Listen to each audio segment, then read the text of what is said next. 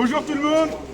Alors, on va le faire à voix nue. Donc déjà, merci à toutes et tous d'être venus. Donc, ce qu'on va appeler une conférence de presse, étant donné que le rassemblement a été interdit par le préfet du Gard. Alors aujourd'hui, on est évidemment là pour parler de la Palestine. Le 7 octobre 2023, il y a eu une attaque du Hamas en Israël. Le Hamas a tué des centaines de civils avec des images choquantes qui ont fait le tour du monde. Ces images, cette attaque, elle a cruellement remis sur le devant de la scène la question palestinienne. Parlons d'emblée d'antisémitisme. On ne peut qu'être solidaire avec les juifs et les juifs du monde entier qui ont vécu cette attaque avec effroi. On ne peut aussi que dénoncer l'hypocrisie de l'extrême droite qui, par son soutien aveugle au gouvernement d'extrême droite israélien, tente de faire oublier son antisémitisme historique. On ne peut aussi que dénoncer l'hypocrisie du ministre de l'Intérieur, Gérald Darmanin, qui interdit partout les rassemblements en France, alors qu'il a publié un livre en 2021 dans lequel il disait soutenir la politique antisémite de Napoléon à l'égard des Juifs, Juifs qu'il qualifiait d'usuriers.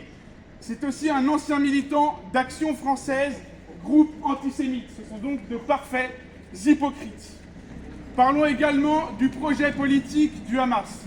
Le projet politique du Hamas, il est clair, instaurer un État islamique pour chasser les homosexuels, opprimer les femmes, traquer les militants révolutionnaires, anarchistes.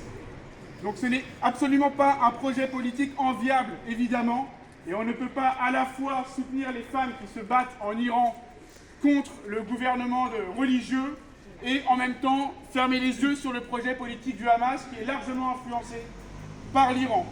Il faut aussi dire que la société palestinienne est politiquement divisée et qu'on ne sait pas vraiment ce qu'ils pensent réellement.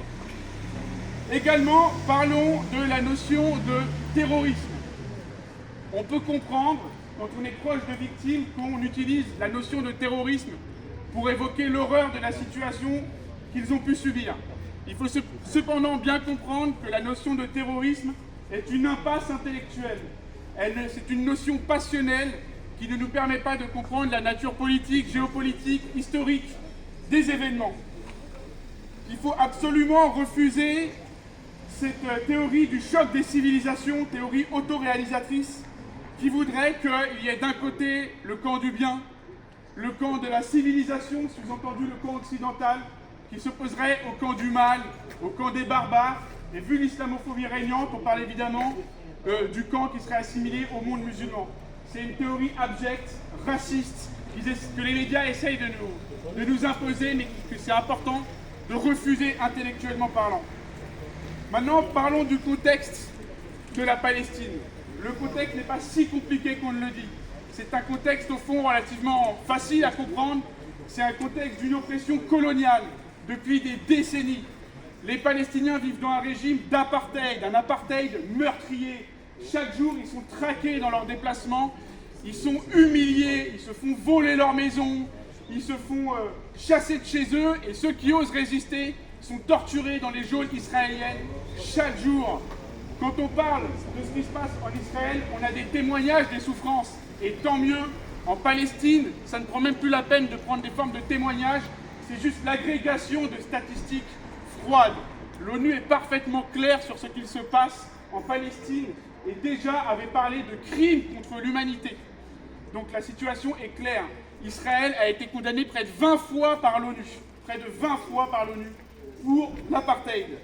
Le porte-parole de l'armée israélienne a parlé des Palestiniens comme des animaux. C'est les mots qu'il a employés à la télé, avant d'annoncer un blocus total. Ils ont coupé l'eau, le gaz et l'électricité. Je répète, ils ont coupé l'eau, le gaz et l'électricité. C'est donc un crime de guerre massif.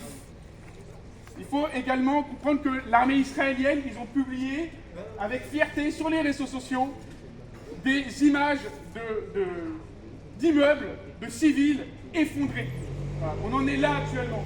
Et je veux encore une fois citer l'ONU qui, dans des termes très clairs, a dit, je cite, « Les Palestiniens courent aujourd'hui un grave danger de nettoyage ethnique massif. » Je répète, les Palestiniens courent aujourd'hui un grave danger de nettoyage ethnique massif. C'est les mots qui sont employés par l'ONU et c'est la situation actuelle auquel on fait face. Donc malgré les interdictions préfectorales, aujourd'hui, on est ici pour réclamer la paix, la levée du blocus, l'arrêt des bombardements de l'armée israélienne sur la bande de Gaza, la fin de l'occupation de la Palestine par Israël, le droit à l'autodétermination du peuple palestinien. Et je terminerai simplement par cette poésie d'un poète palestinien qui disait « Pour écrire une poésie qui ne soit pas politique, je dois écouter les oiseaux. Et pour écouter les oiseaux, il faut que le bruit du bombardier cesse. » Merci.